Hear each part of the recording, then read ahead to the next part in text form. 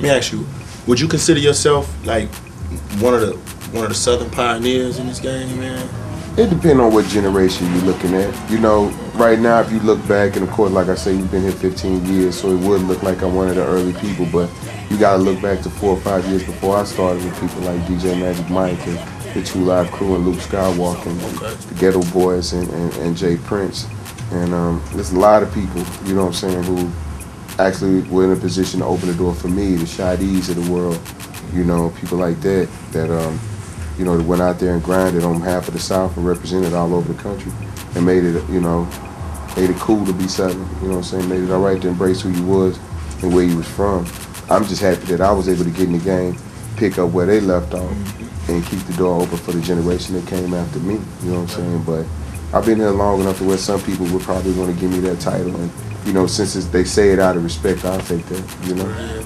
Now, actually, the South has gotten big, man, when music is concerned, especially hip-hop, and then, like, now, a lot of the South, you got different types of South music. I would consider you one of the real type of artists in the same category as Scarface or something like that, you know, keep it 100, basically.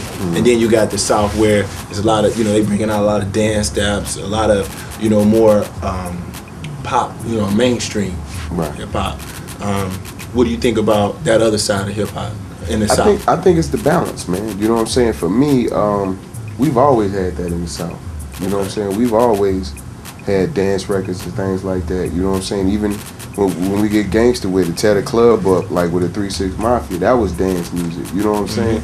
It was just from the G side of it. Nowadays, you got dance music.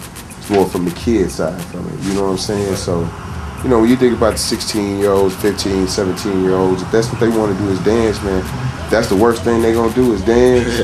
And I ain't mad at them, you know what I'm saying? Because they could all be G'd up right now. And then we could really have some problems, you know. But I love to see the Soulja Boys and the VICs and these young cats, man. You know, they doing them, they staying in their lane, they not trying to be nothing they not. And I think people need to give them credit for that than trying to make them more than it is that they trying to be or more than they possibly are. You know what I'm saying? We all can't be Nas, we all can't be Rakim, you know what I'm saying?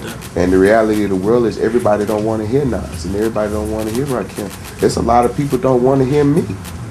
You know what I'm saying? Like for real, but it's people that do.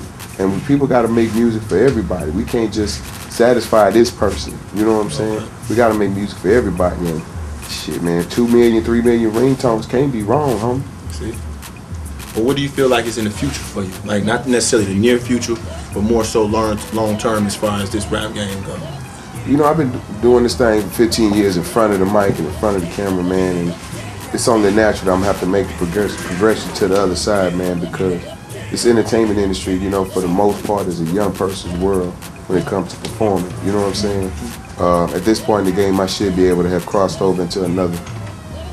I should have been able to cross over into another form and side of this game, you know, as far as not just sitting there being, you know, working homes. I should be able to put myself in a better position, you know. So you see yourself more being like behind the scenes, running things, creating your own type of business and bringing other artists in at all? That's what I like to do, man. You know what I'm saying? Like I said, you know, I'm not trying to say I don't like my job. I love my job. You know what I'm saying? I'm happy to still have it. But at some point, you know what I'm saying, the tide gonna shift. You know, so it's better for me to be preparing for it now than having to deal with it later. You know what I'm saying? So I'm looking at a lot of different options that's available to me. You know what I'm saying? Right now, I'm just trying to make sure I map everything out and make it a realistic progression. You know what I'm saying? Well, you look good, you look clean, man. You look healthy, man. You still pushing, got albums coming out. Continue to drop fire like that, man. I appreciate the interview. Again, it's Kevin Tate, man. I know you got a busy schedule. I appreciate you taking a second, man. Man, it's nothing, man. You know, we keep it trill recognize trill, man. You know, y'all boys reached out. It's nothing, man. Y'all represent right, man. You know, just want to let the people know it's still UGK for life. Long live Pimp C, and as long as I'm breathing, man, I'm repping for the team. You know what I'm saying? That's what it is. Bun B, your boy Kevin Tate, True Magazine, man. Peace.